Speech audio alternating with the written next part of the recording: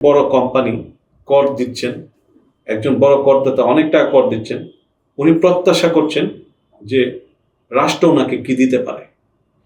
আমি মনে করি এনবিআর এখনই একটি মুখ্য সময় চলে আসছে যে ট্যাক্স প্ল্যানের পাশাপাশি একটি ফিনান্সিয়াল প্ল্যান প্রজেকশন তৈরি করা। বিসমিল্লাহির রহমানির রহিম। সম্মানিত সুনাগরিক করদাতাবৃন্দ, আসসালামু আলাইকুম। আশা করি আপনারা ভালো আছেন। এই আমার ল ম্যাটার যে মাধ্যম, সেই ডিজিটাল প্ল্যাটফর্ম বা মাধ্যমে আমরা আইনি বিষয়ে কথা বলি।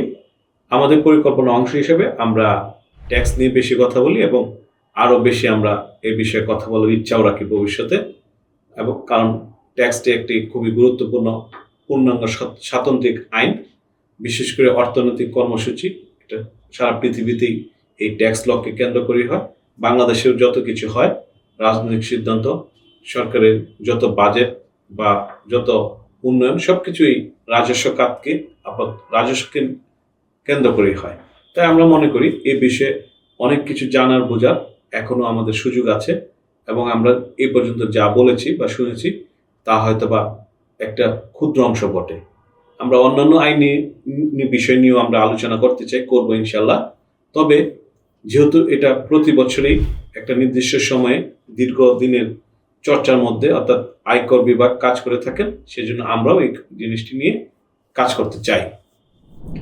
আমরা অনেক করদাতার অনেক কথাই শুনে থাকি, সেটার উপর বেস করেই আমরা আজকে কিছু কথা বলতে চাই। ল ম্যাটারের টিম তারা অনেক কিছু নিয়ে কাজ করে, চিন্তা ভাবনা করে, কিছুটা গবেষণা প্রসূত কিছু ভাবনা নিয়ে কথা বলার জন্য এই চ্যানেলে আমাদেরকে কিছু কন্টেন্ট বা ইনগ্রিডিয়েন্টস তৈরি করে দিয়েছে।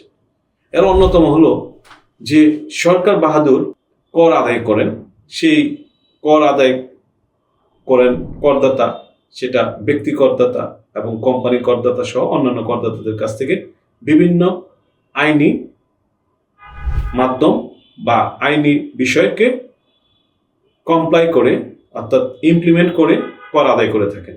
হতে পারে আমি গাড়ি মালিক, একজন ছোট করদাতা, আমার কাছ থেকে বিআরটি একটি অগ্রিম কর নিয়ে থাকেন জাতীয় রাজস্ব বোর্ডের পক্ষে। আর এই অগ্রিম কর আমি প্রদান না করলে গাড়ির ফিটনেস পাবো না, ফিটনেস না পেলে আমি রাস্তায় গাড়ি নামাতে পারবো না, গাড়ি রাস্তায় নামাতে গেলে আমি ট্রাফিক আইনের ভায়োলেশনের জন্য জরিমানার সম্মুখীন হব। একইভাবে আমার ব্যাংকে যদি আমি আয়কর অ্যাকনোলেজমেন্ট স্লিপ না দিয়ে থাকি, তাহলে তারা আমার অ্যাকাউন্ট বন্ধ করার অধিকার রাখে অথবা করের হার বৃদ্ধি করতে পারে। অথবা আমি পৌরসভায় একটি জমি ক্রয় করব, আপনার অ্যাকনোলেজমেন্ট স্লিপ না থাকলে সাব রেজিস্ট্রার সাহেব আমার জমি রেজিস্ট্রি করে দেবেন। এরকম অনেকগুলো বিষয় আইনি বাধ্যবাধকতা বা লিগাল কমপ্লায়েন্সের মধ্যে কর বিভাগ নিয়ে আসছে, শুধুমাত্র একটি মুখ্য উদ্দেশ্য কর বৃদ্ধি করা, কর আদায় করা। কিন্তু এখানে যদি আমরা আরেকটু অন্যভাবেও চিন্তা করি যে একটি বড় কোম্পানি কর দিচ্ছেন, একজন বড় করদাতা অনেক টাকা কর দিচ্ছেন, উনি প্রত্যাশা করছেন যে রাষ্ট্র ওনাকে কি দিতে পারে। আমি মনে করি এনবিআর এখনই একটি মুখ্য সময় চলে আসছে যে ট্যাক্স প্ল্যানের পাশাপাশি একটি ফিনান্সিয়াল প্ল্যান প্রজেকশন তৈরি করা, জিডিপিতে কন্ট্রিবিউশন বেস কিছু প্ল্যান তৈরি করা। যে একজন ব্যক্তি একটা গার্মেন্টস ফ্যাক্টরির মালিক, উনি হয়তো ব্যক্তিগত কর দিয়ে থাকেন একটা বড় অ্যামাউন্ট, যেহেতু গার্মেন্টস থেকে উনি কিছু লাভ করেন অথবা ওখান থেকে যদি উনি রিমুনারেশন নিয়ে থাকেন, ওনার কিছু সম্পদ করে থাকেন, এটার জন্য প্রযোজ্য কর দিয়ে থাকেন। ওনার ফ্যাক্টরি, যিনি গার্মেন্টস ছাড়া অন্যান্য ফ্যাক্টরির কথা বলা যায়, ওনার ফ্যাক্টরি একটি ভালো কর দিয়ে থাকেন, তার থেকে উনি আর কি করে থাকেন এইটা এখন ভাবনার বিষয় চলে আসছে। সেটা কি, জিডিপিতে ওনার কন্ট্রিবিউশন কি আছে, বাংলাদেশের ইকোনমিতে ওনার কন্ট্রিবিউশন কি আছে, সেই কন্ট্রিবিউশনের স্বীকৃতিও তাকে দিতে হবে। শুধু একজন করদাতা হিসেবে তাকে বিবেচনা করে তার কাছ থেকে কর আদায় করা, তার প্রত্যাশার সঙ্গে কর বিভাগের সমন্বয় না থাকা, এই বিষয়টাকে কিভাবে সমন্বয় করা যায়, অর্থাৎ হতাশ যে আছেন উনি, সেটা থেকে বের হয়ে এসে তাকে স্বীকৃতির জায়গাটা তৈরি করতে হবে। আমাকে যদি আপনি এই ভাবনার সঙ্গে কিছু কথা বলতে দেন, আমরা ল ম্যাটার টিম যেটা খুঁজে পেয়েছি সেটা হলো যে ওনাকে প্রথমে করদাতার পাশাপাশি একজন কন্ট্রিবিউটর হিসেবে চিন্তা করতে হবে।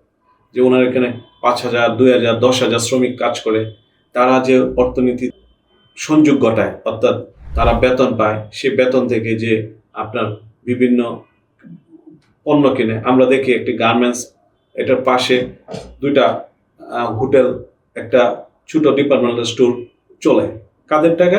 এই গার্মেন্টসের কর্মীদের বেতনের টাকায়। এখানে একটা অর্থনৈতিক কন্ট্রিবিউশন তার পরোক্ষ প্রত্যক্ষভাবে ওই ফ্যাক্টরির মালিক কর্তৃপক্ষ আছে।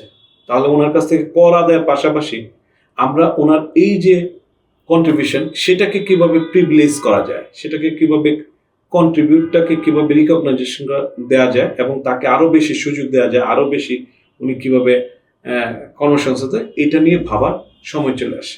আমরা দেখি বর্তমান সরকারের মাননীয় প্রধানমন্ত্রী প্রায় বলে থাকেন যে এই যে আমি একটি ফ্যামিলি কার্ড দিচ্ছি, এখানে যে কিছু টাকা পাচ্ছে, সেই টাকার সুফলভোগী গ্রামের প্রান্তিক জনগণ, সেই প্রান্তিক জনগণের একটি অংশ যখন এই টাকাটা ইউজ করে কেনাকাটা করবে, তখন টাকা রুলিং হবে।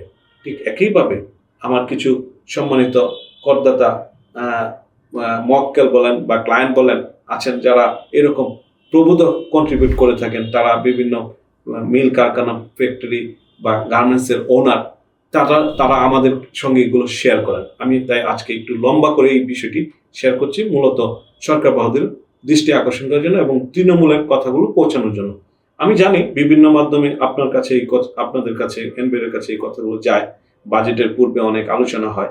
তারপরেও আমি একজন সচেতন করদাতা হিসাবেই বলবো, বা আমি একজন কর উপদেষ্টা হিসেবে আমার মনের কথাগুলো আমার ল টিমের মাধ্যমে বের করে নিয়ে আসছি। সেটা কি, আমি খুব সংক্ষেপে আর দু একটি কথা বলে শেষ করব। যে আমরা অবশ্যই জিডিপি, জিএনপি, যেহেতু আমরা অর্থনীতি ছাত্র না, কিন্তু শুনে থাকি, বুঝে থাকি, কিন্তু এতটুকু বুঝি যে এগুলো কন্ট্রিবিউশন, বড় বড় শিল্প কলকারখানার কন্ট্রিবিউশনটাকে আমরা রিকগনাইজেশন দিয়ে আমরা করদাতা হিসাবে বিবেচনা করে আমাদের একটা সমন্বয় করতে হবে। আমাদের যারা বড় ভালো করদাতা আছে, সেটা ব্যক্তিগত করদাতা আছে, তাদের জন্য রাষ্ট্র একটা নির্দিষ্ট কি সেবা দিতে পারে সেটা এনবিআর সরকার ভেবে দেখতে পারে। হতে পারে কোনো হসপিটালে প্রিভিলেজ, হতে পারে এয়ারপোর্টে প্রিভিলেজ, হতে পারে ওনার একটা নির্দিষ্ট এজ হওয়ার পর উনি কিছু রাষ্ট্রীয় নিরাপত্তা সংক্রান্ত সহ অন্যান্য প্রিভিলেজ পাবে। আমরা অফার করতে পারি এভাবে যে আজকে যে ইয়ং করদাতা অল্প বয়সে যে কন্ট্রিবিউট করবে, অর্থাৎ ট্যাক্স দেবে একটা নির্দিষ্ট, সে একটা সার্টেন পিরিয়ড পর রাষ্ট্র থেকে কিছু সুবিধা পাবে। সেই সুবিধাগুলো আমরা নির্দিষ্ট করে দিতে পারি, ঘোষণা করে দিতে পারি। হ্যাঁ, ট্যাক্স প্ল্যান হিসাবে আমরা রাষ্ট্র কর্তৃক এটা ঘোষণা দিতে পারি যে আমাদের এই প্ল্যান আছে, তুমি 25 বছরের একজন করদাতা, তোমার বয়স যখন আল্লাহর হুকুমে 60 বছর হবে, পরবর্তী সময়ে তুমি রাষ্ট্র থেকে এই ইমার্জেন্সি সেবাগুলা অবশ্যই পাবা, বা তুমি এই পরিমাণ টাকা ব্যাক পেতে পারো। এটা একটা প্রণোদনা হতে পারে আমরা যারা নবীন করদাতা তাদের জন্য। আমরা এরকম করতে পারি যে পাঠ্য বইয়ের মধ্যে মৌলিক কিছু আইন নিয়ে আসতে পারি। হ্যাঁ, আমাদের প্রচলিত যে মৌলিক আইন আছে, উত্তরাধিকার আইন, পারিবারিক আইন, এইসব আইনের পাশাপাশি ছেলে মেয়েদেরকে আমরা ট্যাক্স লটাও এখানে দিতে পারি, যে ট্যাক্স কিভাবে কখন দিতে হয়, তুমি করদাতা হলে কি সুবিধা, করদাতা কেন হবা, তুমি বড় হলে যেহেতু ধনী হতে চাও, তার মানে ধনী হলে তোমাকে ট্যাক্স দিতে হবে। এগুলো আমরা পাঠ্য বইয়ে অন্তর্ভুক্ত করতে পারি। এটাও একটা প্ল্যান হতে পারে। সবশেষ যে কথাটা সেটা হলো করদাতাদের প্রত্যাশা পূরণ করতে হবে। এখন মানুষ সচেতন, তারা কন্ট্রিবিউট করে। সব ধরনের করদাতা, যারা বড় করদাতা, ছোট করদাতা, বিশেষ করে এই এত বড় পপুলেশনের একটা দেশে অল্প কিছু লোক কর দিচ্ছে, এটা সত্য। এই অল্প কিছু লোককে আমরা আরেকটু করের নেট বাড়িয়ে, লাইবিলিটিস কমিয়ে দিয়ে তাদের সকল করদাতাদেরকে নিয়ে কিভাবে তাদেরকে কিছু প্রিভিলেজ দেওয়া যায়, সুযোগ দেওয়া যায়, আর তারা এখন জবাব চায় যে আমার টাকা কোথায় যাচ্ছে, কিভাবে যাচ্ছে। বিশেষ করে আমাদের করের টাকায় সরকারি সেবা সংস্থাগুলো চলে, ওখানকার কর্মচারীরা বেতন পায়, তাহলে কেন তারা ভালো সেবা দিবে না? এই প্রশ্নগুলো এখন আমাদের নিশ্চিত করতে হবে উত্তর। পরিশেষে আমি সম্মানিত করদাতাদেরকে এই বলে সান্ত্বনা বা সহমত পোষণ করছি, আমরা আশা করি ভবিষ্যতে আমরা চমৎকার একটি কর বান্ধব পরিবেশ পাব। আমরা আজকে থেকে শপথ করি যে কোনো পরিস্থিতিতে একজন কন্ট্রিবিউটর হিসেবে আমার যে ইমানি এবং দেশপ্রেমের দায়িত্ব আমি কর দিয়ে যাব, যতটুকু সম্ভব সর্বোচ্চ কর দেব। ধন্যবাদ সবাইকে, ভালো থাকবেন।